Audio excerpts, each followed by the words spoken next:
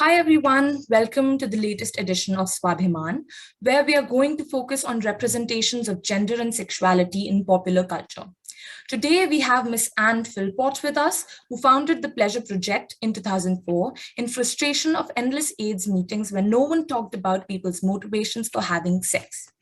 We also have Miss Sonali Silva, who is the Communications and Advocacy Lead in the Pleasure Project. Anne is a public health professional, a pleasure propagandist, and a guerrilla girl of HIV prevention. And she has over 20 peer-reviewed articles in respected health journals and more in the mainstream media. And she has been a speaker at the international conferences promoting pleasure in sex education and as the ultimate indicator of female empowerment. She has also published articles on nutrition and disease and prevention services. The Pleasure Project is an educational resource promoting safer sex to women and men, and what sets it apart from most sex education providers is that it specifically works towards putting the sexy in safer sex. Most established educational programs give the impression that safer sex and good sex are mutually exclusive, using fear and the risk of disease to motivate their audience to practice safer sex. The Pleasure Project, however, promotes safer sex by focusing on the real reasons most people want to have sex: satisfaction, desire, and pleasure. Their approach is backed by extensive research. All evidence suggests that positive incentives are a far more effective change motivator. This is why the Pleasure Project takes a positive, liberating, and sexy approach to safer sex.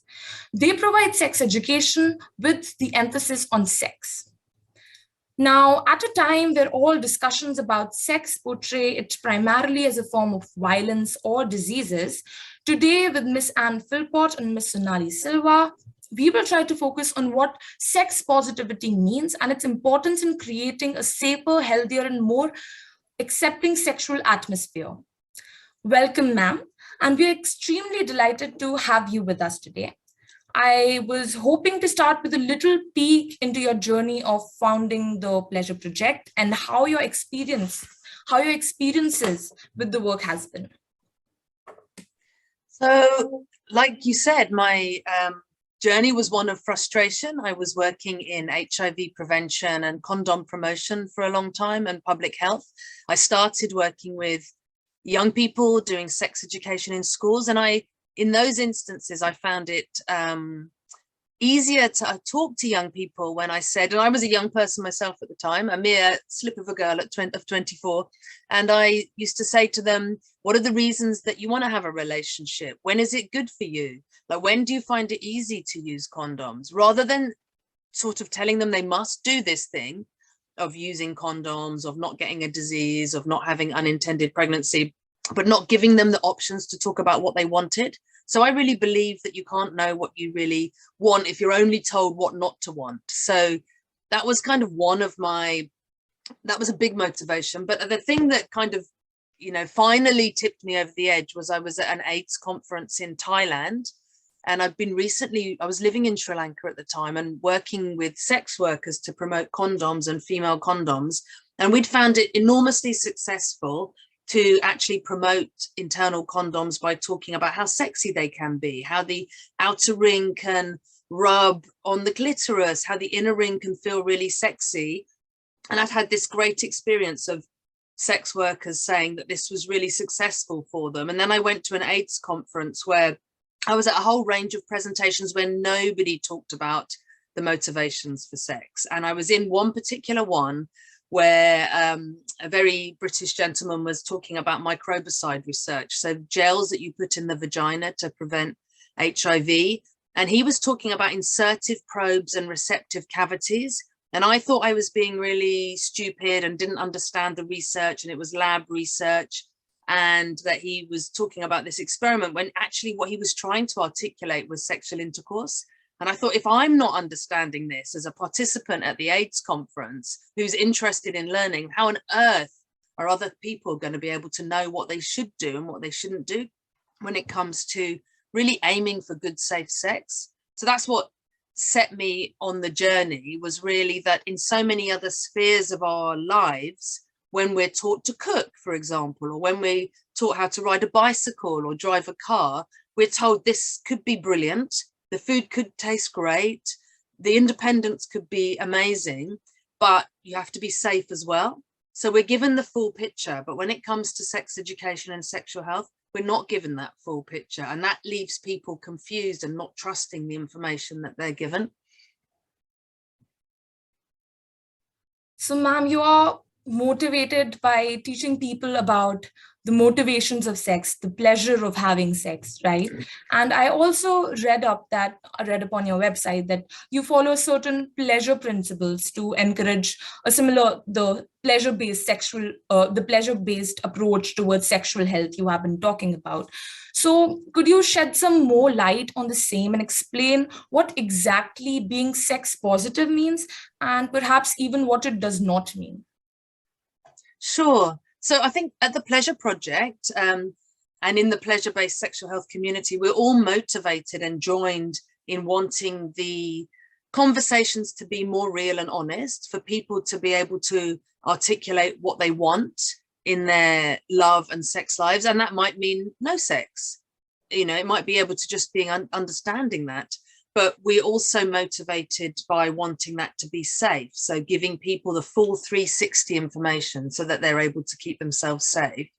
And so onto your question, I mean, we defined pleasure-based sexual health. And so the Pleasure Project defined pleasure-based sexual health. And we've now turned that into 7 pleasure principles, which we'll be launching on Thursday. So please do tune in. And they break down the evidence and the best practice on how to actually put this into practice in your own life and in your professional career. So if you're a sex educator, how do you make sure that the sex education sessions you're running are being able to be sex positive in a way that suits the context, in a way that makes people feel comfortable? Sometimes people imagine that pleasure-based sexual health is like very explicit or is about using words that might make them feel uncomfortable, but they'll see when they look at the pleasure principles that it's actually about ensuring that you can communicate in a way that understands what the needs are of your learners. Or it might be, I mean, one of the principles that I really like is love yourself. And that's about understanding the journey you've had so far and your lived experiences and your sexuality, and recognizing those, and then being able to give yourself some self-compassion and for that, and then move forward to understand what you might want in the future. And that goes for you as a person, but also as a professional, because if you're teaching sexual health in schools, you need to also understand what your journey has been. What kind of sex education did you have? What kind of experiences have you had? And this has all become a lot more important as we've discovered more and more evidence that pleasure inclusive sexual health leads to more safer sex. So last month we launched what's called a systematic review with the World Health Organization that looked at the last 15 years of all sexual and reproductive health interventions and the research into them, to see if any of them considered pleasure as an important factor to discuss in those interventions. And we then found 33 interventions that did, and some of those were discussion groups, some of those were condom promotions, some of those were social media or digital apps. And in the ones that considered pleasure important, and either that being bringing it into a conversation or showing people the skills to how they can practice safer sex, or talking to them about when they want to have sex, or, you know, making sure they don't feel a pressure to have sex when they don't want to. So really understanding consent well. But in those ones that included that more holistic consideration of our motivations for sex and our relationship life and love and romance, we found a significant positive increase in condom use. So this has now become an issue, not just of making sure the conversations are comprehensive and honest, but actually protecting ourselves and actually making sure that sexual health is effective. But it's been a blind spot. It's been something that has been stigmatized and taboo in sexual health and sex education programs. But now there's more of an imperative, you know, considering this research we did with the World Health Organization, to make sure that this blind spot doesn't continue to be swerved. Definitely. This seems like a very important area of research. And I think you kind of answered the next question, partially answered the next question I was going to ask.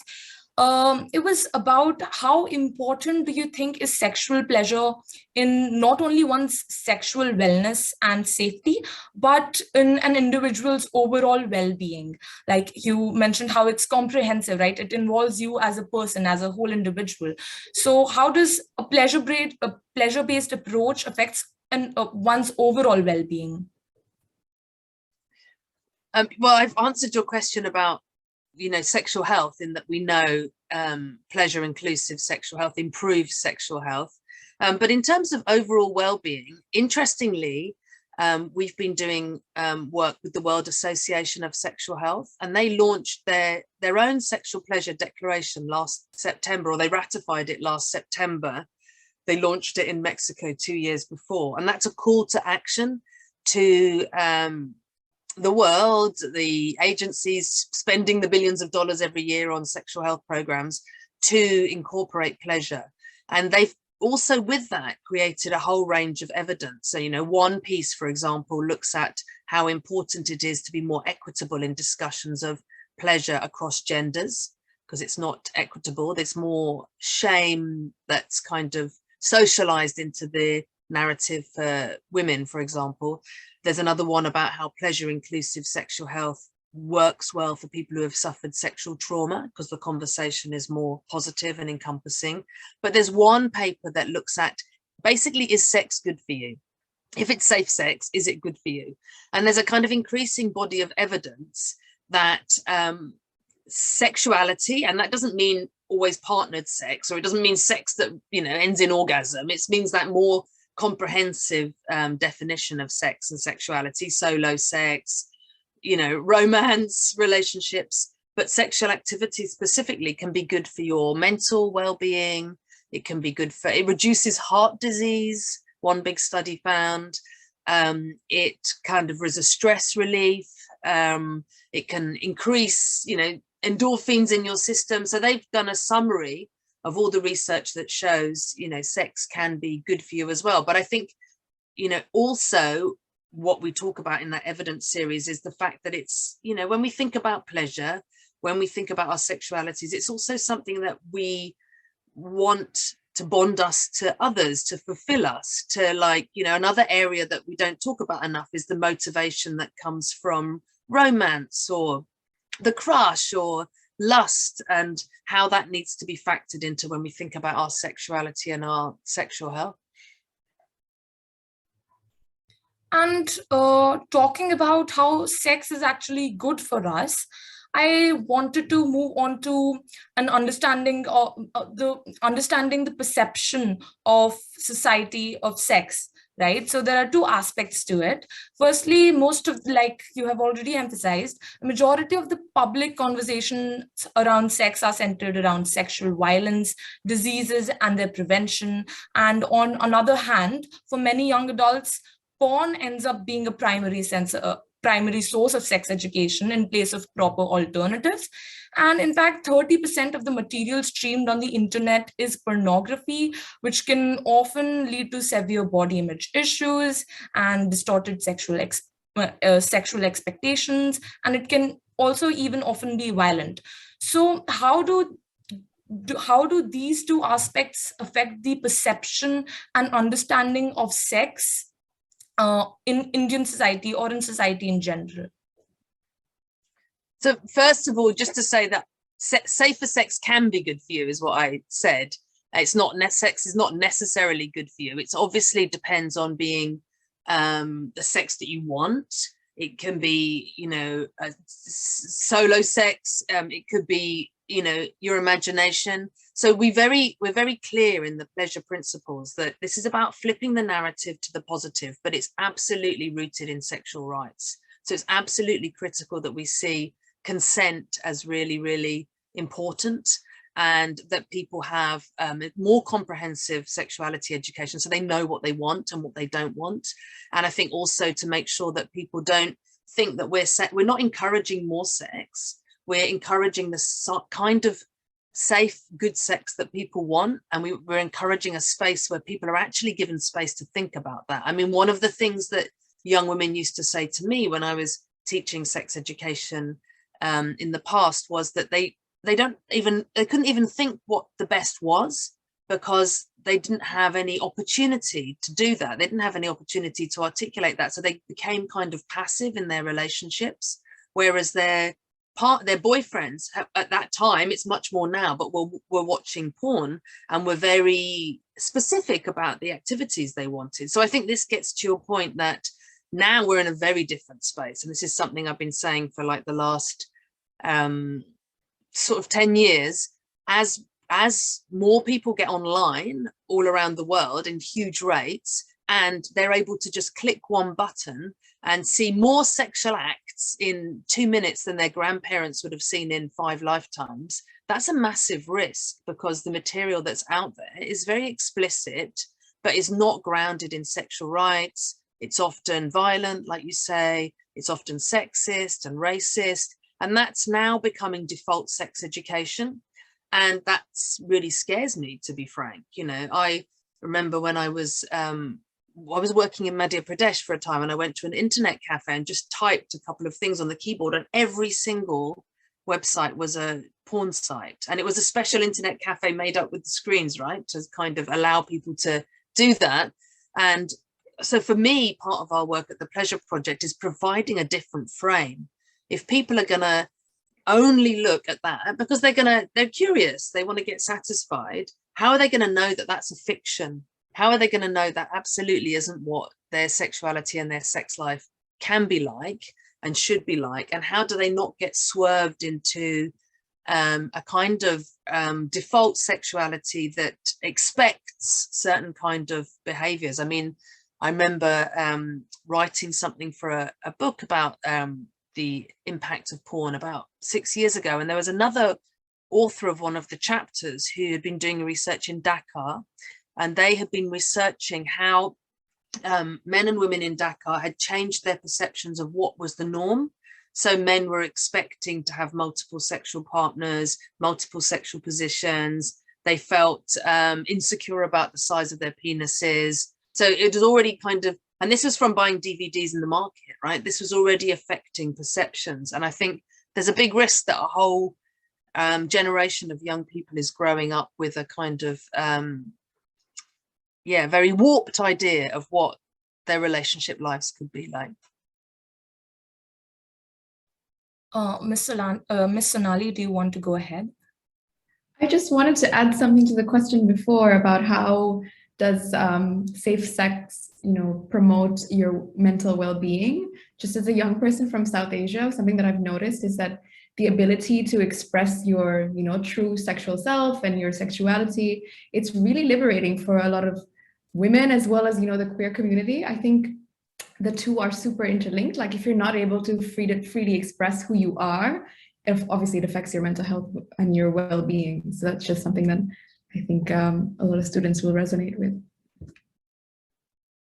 Picking up on both of your points about expressing your sexuality, right? I was very curious about how, working across the globe, you must work with many different cultures and in many different contexts. And you earlier mentioned different contexts as well.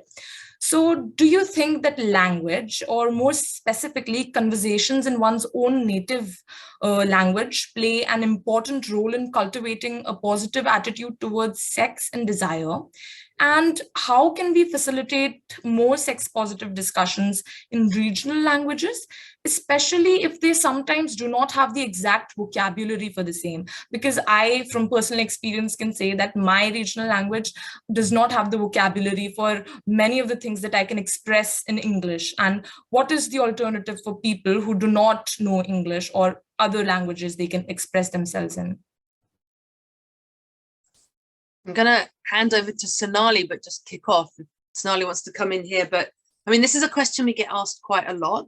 I think people are also endlessly creative. I'm always stunned by the wide range of vocab that people create themselves in their own relationships and their own friendship groups. But I agree that, an exercise that we often do is asking in groups, what words do you use? Are you comfortable with? Because we walk a thin line between the biomedical and the slang that people might find insulting.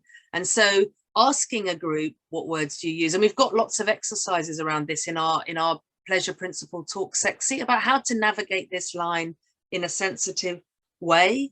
And there's some great examples of groups that have started to generate maps of words, like Agents of Ishq, who operate in India, and they've got fantastic maps of what words do we use. But over to Sonali.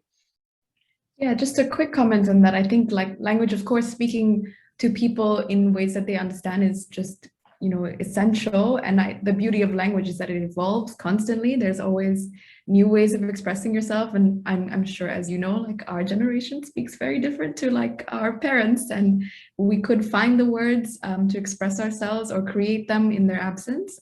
And I just want to do a shameless plug in that on March 17th, we're actually going to be talking about how to incorporate the pleasure principles, particularly in your programs and projects revolving around sex education. So definitely join to see the how to incorporate the pleasure principles. And is there anything else you wanted to say? No, thank you for remembering to plug our webinar on Thursday. Webinar on Thursday, please join us. Definitely, I'm really looking forward to it. I'll definitely come.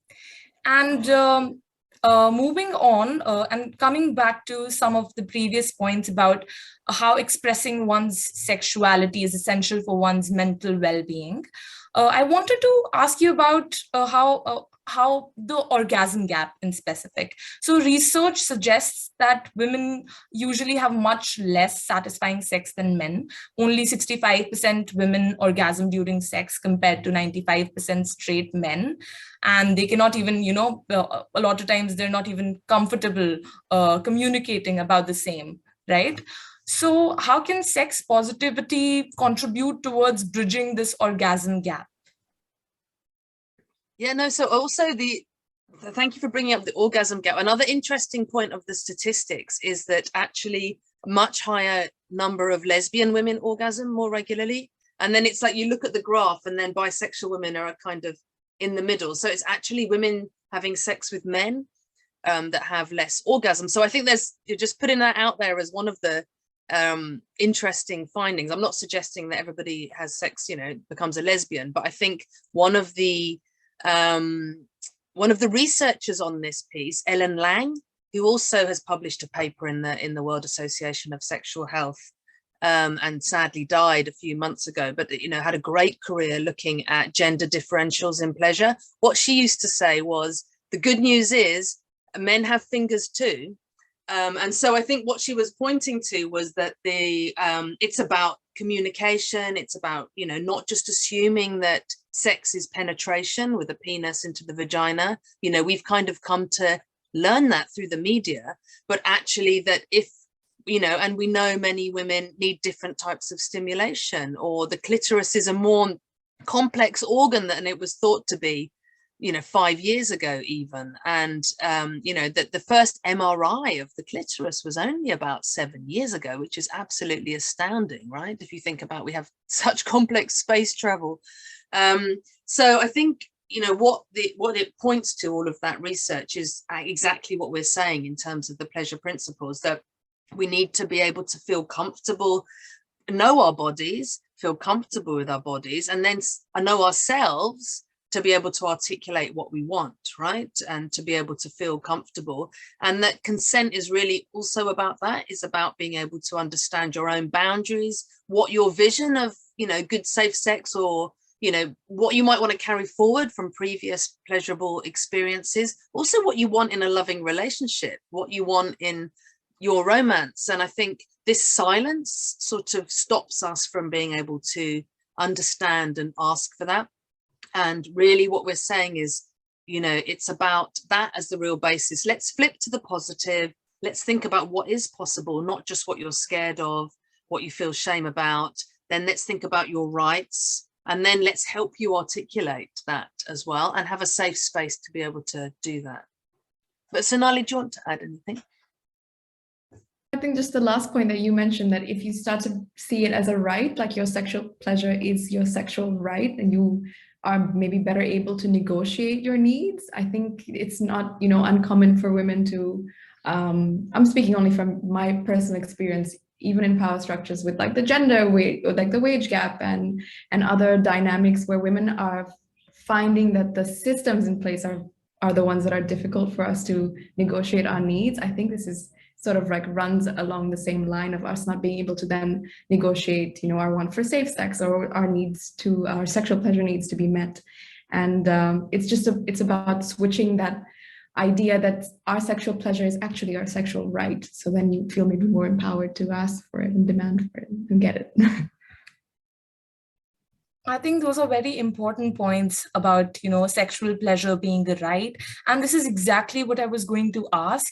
And this might be a very broad question, but do you think that sexual autonomy and awareness and equality in the bedroom can translate into improving gender dynamics and equality on a societal level? Like you mentioned the wage gap. Do you think there is a direct correlation between the two? I don't know the answer, but I'd love to do the research. If anybody has the funding for it, I'll be the first in line.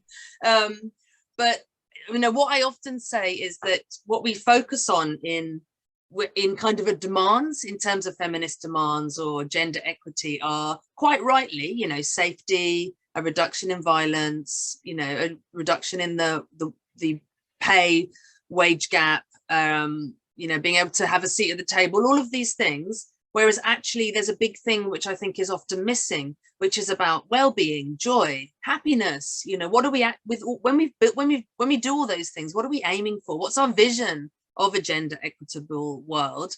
And I also like to think that pleasure as an ultimate indicator of empowerment would be a great indicator. I'd love to see that in World Bank programs where we're saying, as well as women feeling as happy as men or as joyful, could they also be having as much pleasure? And is that a great indicator that we could aim for? Whether it's one that, if that is the one that then pushed them into the boardrooms, I don't know. I think that's the research project that needs to happen. I think that's a very interesting perspective, having pleasure as an indicator, right? I think that's pretty interesting. And I have one last question. So this is related to the queer community and the queer identities. So being queer can mean an open proclamation and embracement of one's sexuality in a society where sexuality is quietly brushed beneath the rug, at least especially in India. And coming out as queer is not only a declaration of non-conformity or non-heteronormativity, but it is also a declaration of having conscious desires and identities and not being ashamed of them. So do you think positive conversations around sex and desire particularly help in creating a more accepting atmosphere towards the queer community?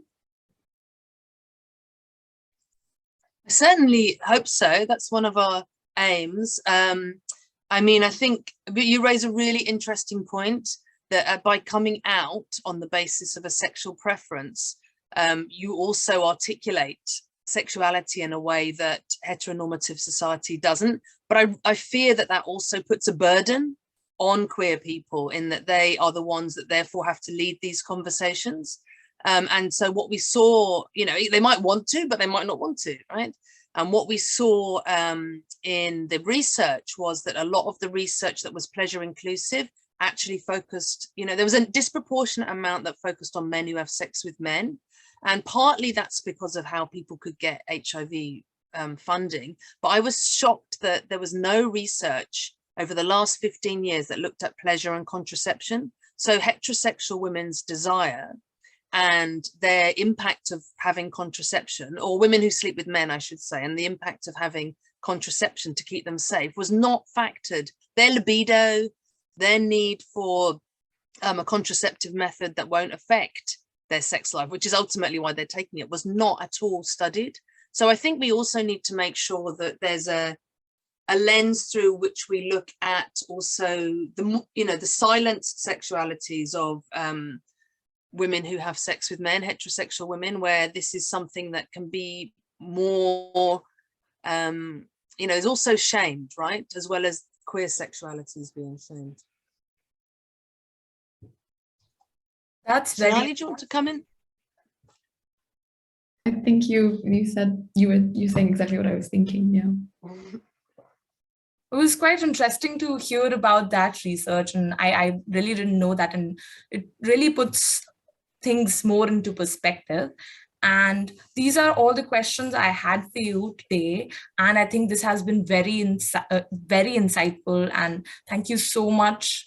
Thank you so much, both of you, for taking out the time to have this conversation with us. And these experiences and thoughts have been extremely enlightening to me. And I think I really hope that we can stir more conversations about sex positivity and, motivate more people to explore their sexual identities and sexuality through these conversations.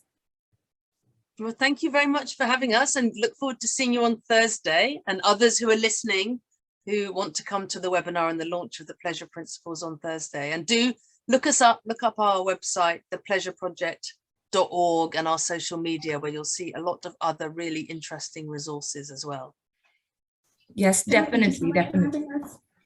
Yeah, this was an extremely delightful conversation. Thank you. Thank you.